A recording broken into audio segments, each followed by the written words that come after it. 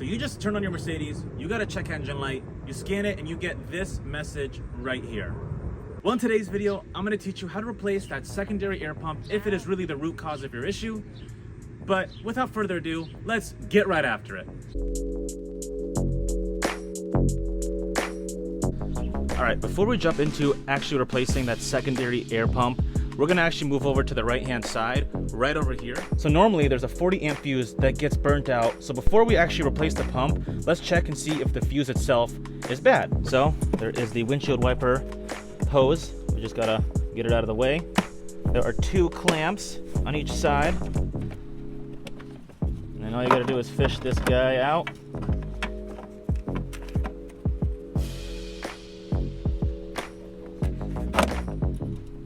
Okay, so right here we have the fuse box for the engine bay, and I believe there's a 40 amp fuse right here and a 40 amp fuse right here. This 40 amp fuse is normally what burns for that secondary air pump.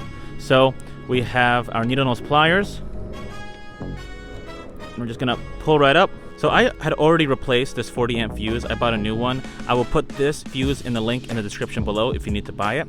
But if yours isn't burnt and there's no issues, or if you replace it with a brand new one and you're still having that check engine light, then now we have to go over to that secondary air valve. So we're just gonna pop this bad boy right in.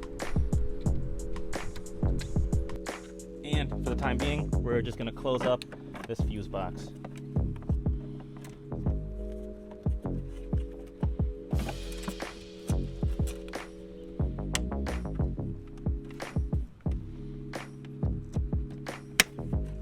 One,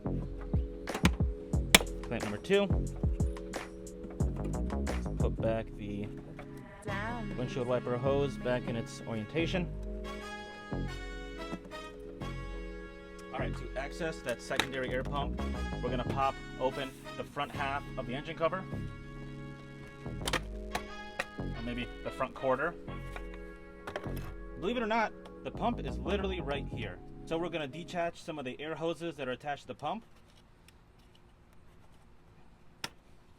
All right, so to take the pump out, we're going to use a T30 bit, and I believe there's 2 or 3 separate T30 screws.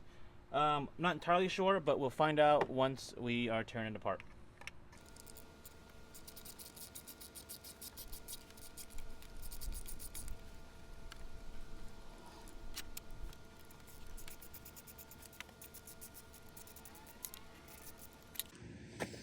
All right, all 3 bolts have been removed.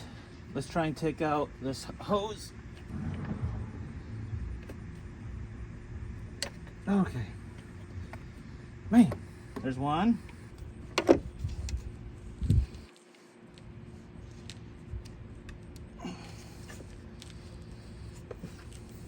Okay, hoses are off, bolts are off. There's an electrical connector back here. I think we just gotta use a flathead. Open this bad boy up.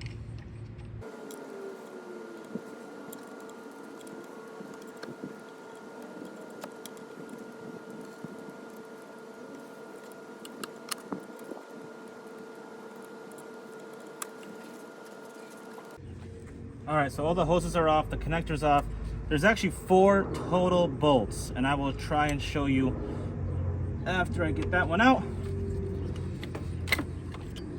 So here's the old pump, and here is the aluminum housing that it holds on to. So there's T30 here, 1, 2, 3, and 4. And the 4th one is pretty deep down there. You gotta get around the serpentine belt. But here's that old pump. Now we gotta flip it to the other side. 3 T30s. Take these bad boys off so we can take this pump out of the aluminum housing so we can put it back on the block. All right, so let's remove these T30 screws.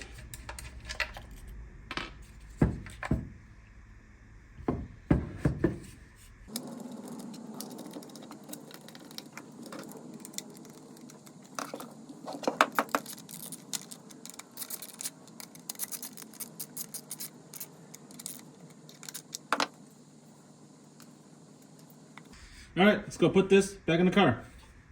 It's actually pretty straightforward. The pins just slide over, and then there's little clips on the right and left side that just hold into place.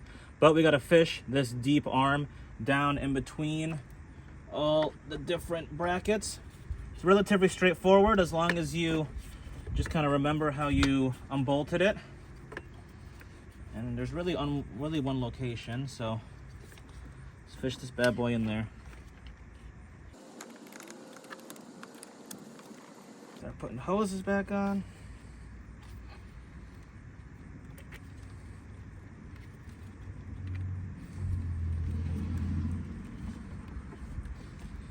Got the bottom left, top right.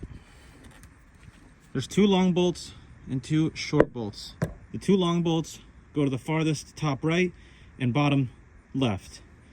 And the 2 middle bolts go in that section on that right hand side in the bar. So hopefully that's not super confusing, but we're gonna bolt everything back together, fish it in.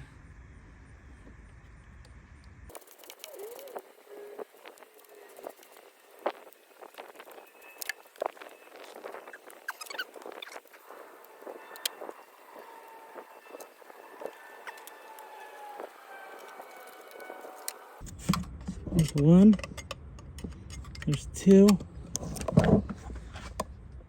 and then there's 3. So they kind of follow each other. Remember, there's 3 bolts, 2 of the short ones, and then the last one is the long one. So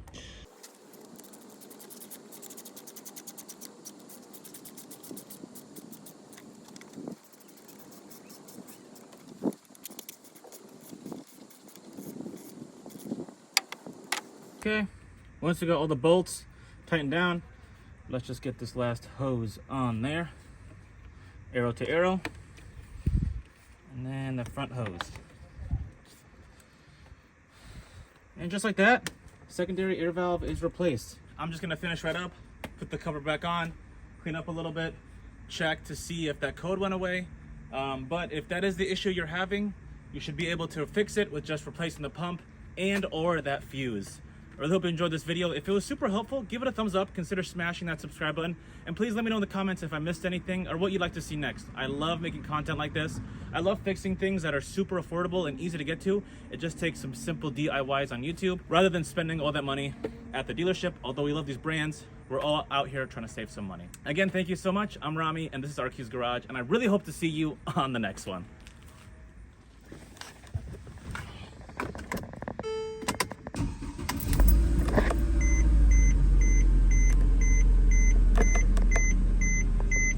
I'm gonna reset that check engine light, and I believe it should go away from here on out. Let's go listen at the motor.